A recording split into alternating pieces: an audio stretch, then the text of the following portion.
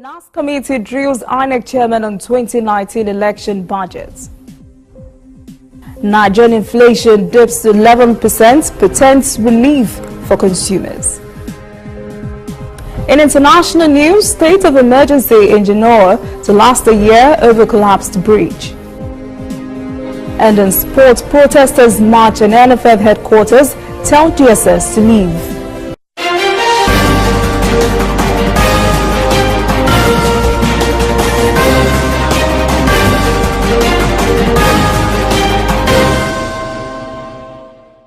This is ANN News. I am Olajumoke Olatunji. The National Assembly has finally decided to see what the budget of next year's elections entails. INEC Chairman Mahmood Yakubu was at a separate session with Senate and House of Representatives members to defend the Commission's budget of 189 billion naira for 2019. Yakubu gave a breakdown of the various components of the budget. He said preparations for the elections should have started 2 days ago. He spoke of significant increase in the variables and logistics of 2019 as compared to 2015 elections. The chairman of the Senate Committee, Suleiman Nazif, has assured INEC of the legislature's desire to kick off actions on the budget as soon as possible.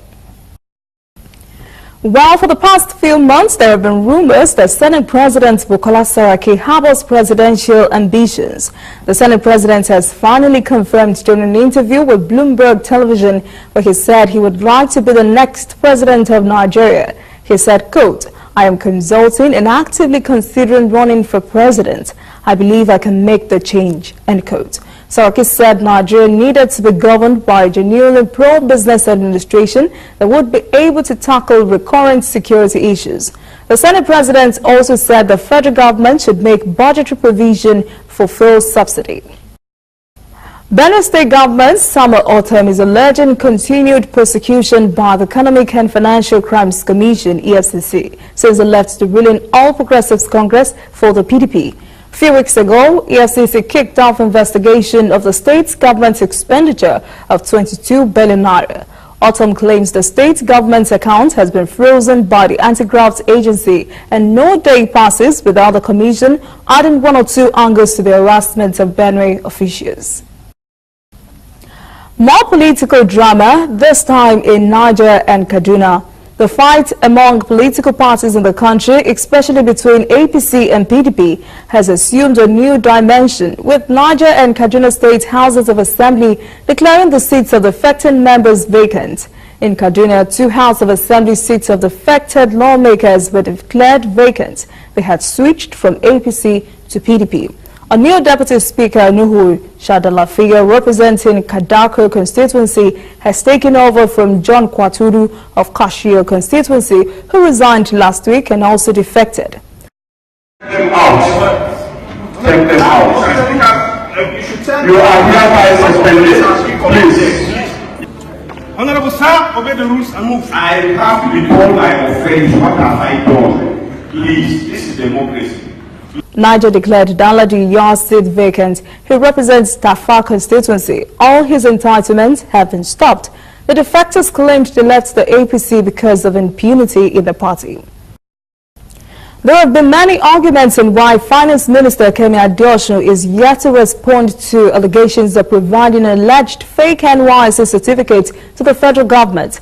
So, an anti-corruption group, Socio-Economic Rights and Accountability Project, SERAP, has sued the National Youth Service Corps and its Director General, Brigadier General Sule Kazara, for failing to respond to allegations of forgery against the Finance Minister.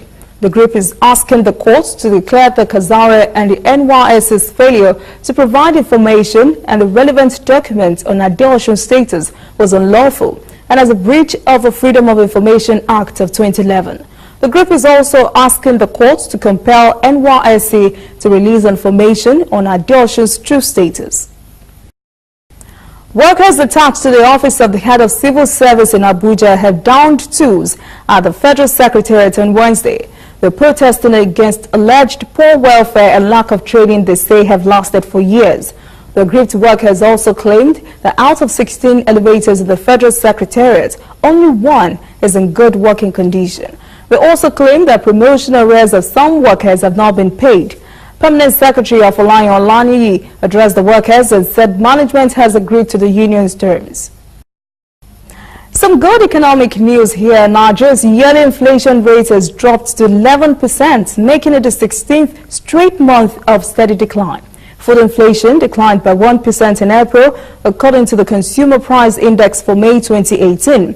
The highest increases were recorded in yam, potatoes and vegetables. The Nigerian Navy has appointed new principal staff officers to head various commands in the country.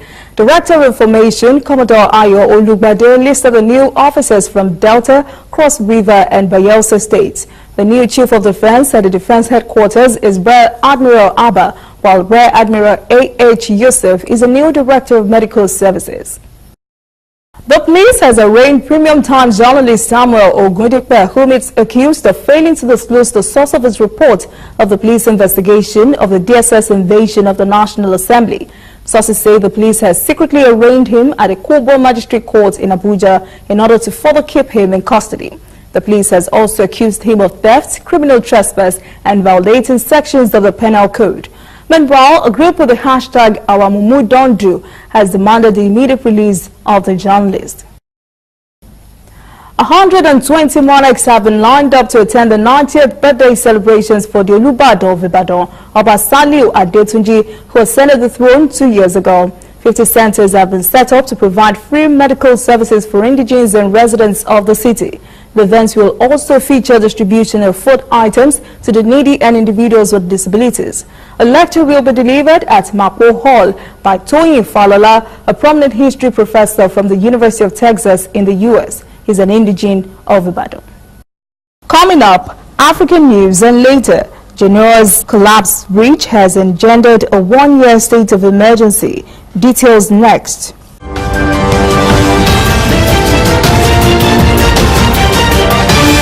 You are watching ANN.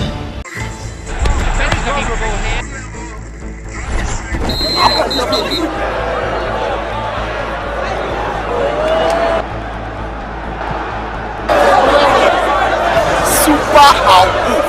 MTN gives 2,000% bonus for reactivating your MTN SIM.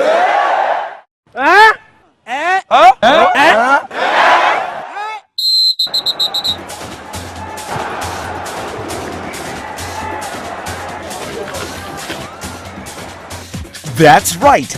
If you haven't used your MTN SIM for 45 days or more, recharge now and get 2,000% bonus. That's right, 2,000% bonus for your first recharge of every month.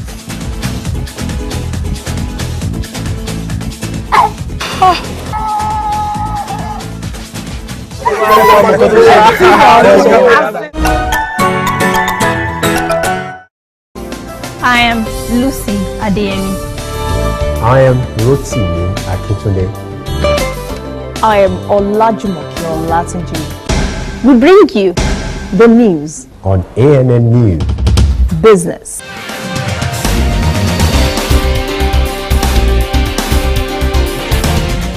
politics,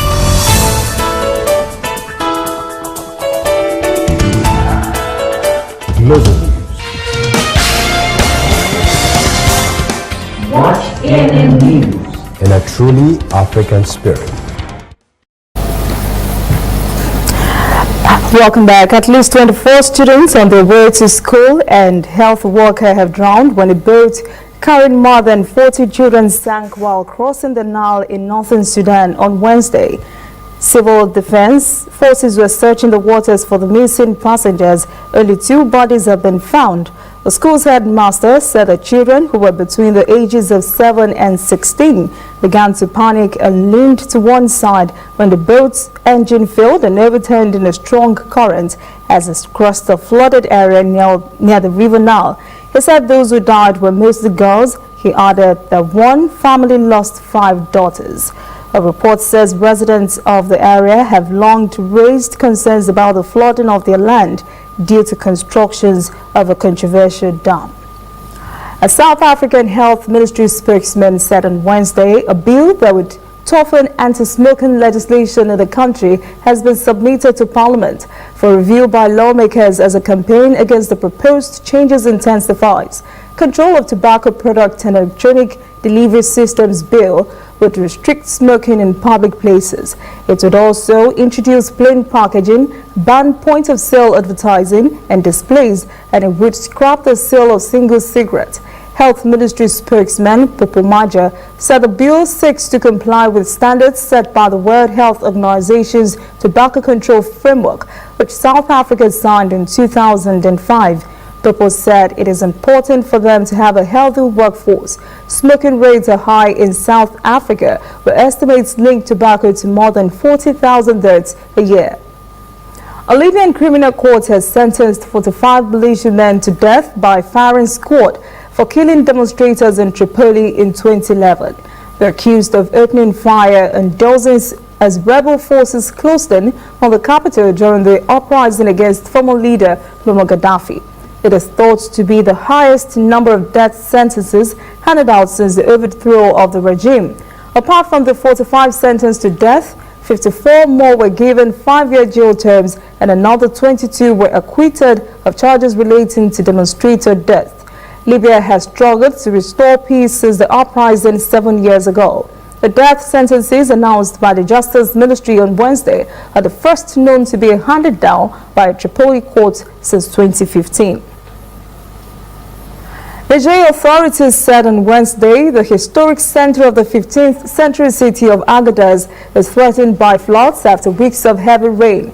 Agadez and its 145,000 residents face the threat of surging waters from Koritelva, a seasonal waterway that can become swiftly supercharged with runoff from the air mountains. The city's mayor said flood surges have already washed away an ambulance with 2 persons inside it.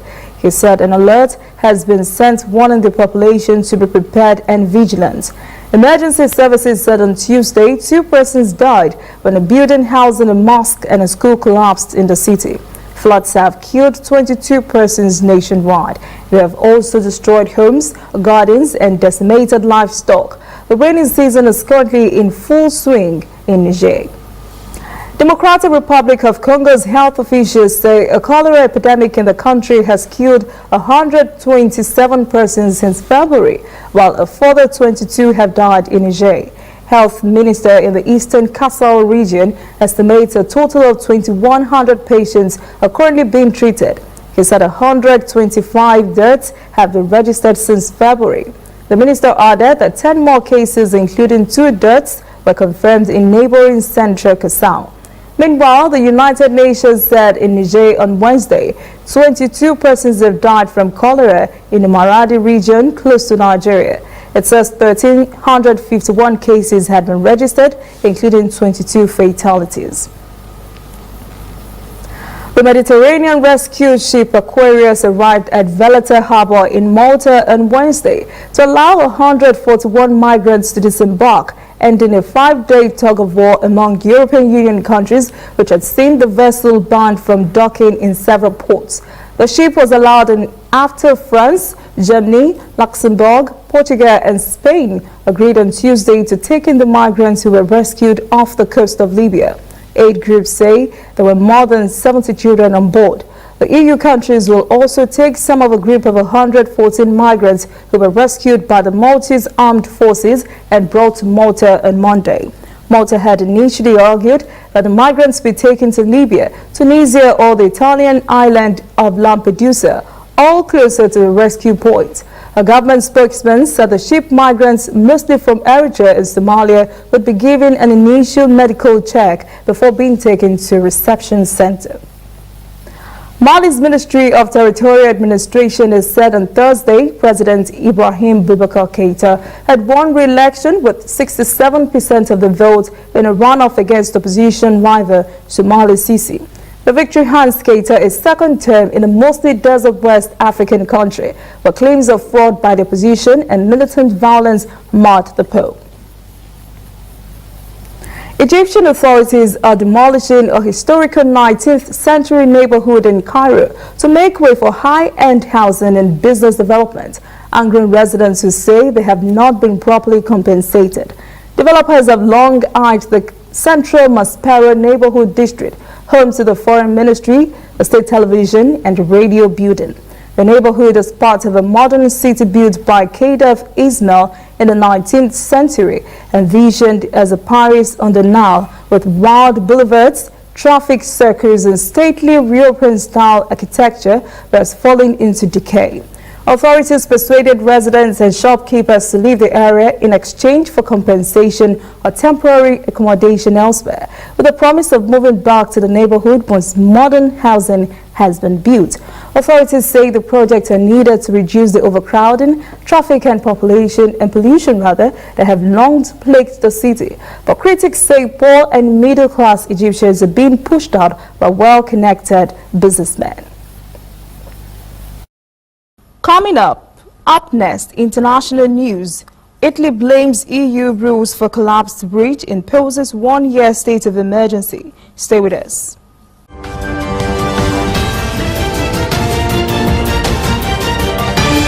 You are watching ANN.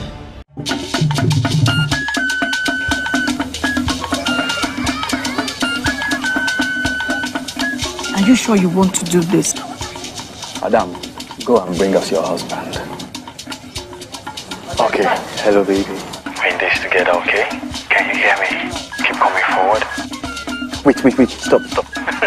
You okay, lean to your right. Keep walking down. Keep walking to the left. Yes. You're almost here. Keep going. You are here. Wow, you did it. I'm just so glad I didn't have to use my cane to do this. And I am so glad no other man got you before me. Let me be your eyes. We will never stop working to give you a network you can rely on, so you can enjoy life's special moments. MTN, everywhere you go. Whether in your house, at your office, on your phone or online, we are there. We have the facts behind the headlines. We cut to the chase with the news you really need. We cover every angle. We are the bigger, better news network.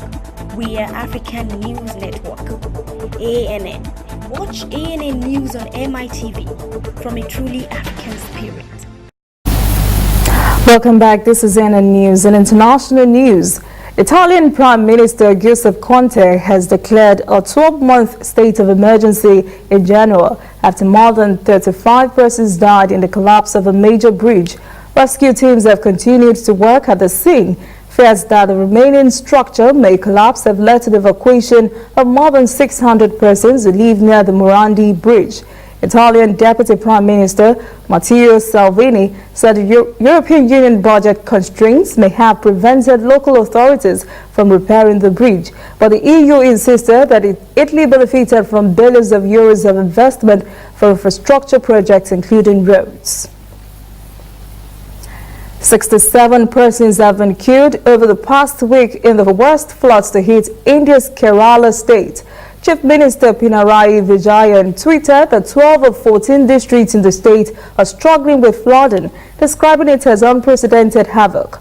The Hindu pilgrimage center that attracts more than 40 million people a year is also threatened by rising river levels. Forecasters say Kerala should expect heavy to very heavy rains until Saturday.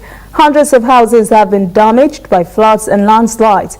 50,000 persons have been displaced and crops swept away. More than 300 relief camps have been set up for the displaced. New Zealand Parliament has banned foreigners from buying existing homes in the country, a move to make properties more affordable in the country. The ban applies to non-residents, while Australians and Singaporeans are exempted because of free trade deals. Trade Minister David Parker said the government believes New Zealanders should not be outbid by wealthier foreign buyers. New Zealand is facing a housing affordability crisis, but opponents said the ban was unnecessary and would not fix any problem. China says new talks with the United States are set to take place amid trade wars between the two countries. Chinese Commerce Ministry announced on Thursday a delegation will travel to the U.S. this month for talks. China and the United States have engaged in a round of reciprocal tariffs since early last month. The two countries will impose an additional round of tariffs on $16 billion worth of goods from each country, effective in late August. More than 300 news outlets have launched a campaign to counter President Donald Trump's attack on the media and promote a free press. A call was made last week for a nationwide denouncement of the president's war against the media using the hashtag #EnemyOfNone. Trump had regarded media reports as fake news and attacked journalists as enemies of the people.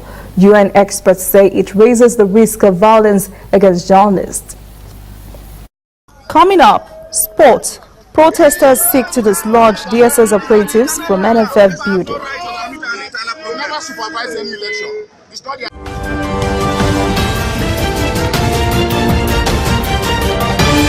You are watching ANN. If you know fit go internet or follow for Twitter, you know fit snap photo send or get it photo send. Now because you dey use Palasa, your phone no dey answer. See me see wahala. My brother, go get smartphone, yeah. Drop that Palasa phone. Phone wey no go for your hand, yeah. Drop that Palasa phone. Phone wey no fit take selfie. Drop that Palasa phone. No be correct phone, yeah. Drop that Palasa phone. Upgrade to a smartphone today and get double data for 6 months on any MTN data bundle you buy. Simply purchase a smartphone from any store anywhere in Nigeria or bring your current smartphone from any network. Insert your MTN SIM card to start enjoying your double data bonus. Offer is open to all new and existing MTN subscribers. Join the largest smartphone movement today. Make it known for your hand.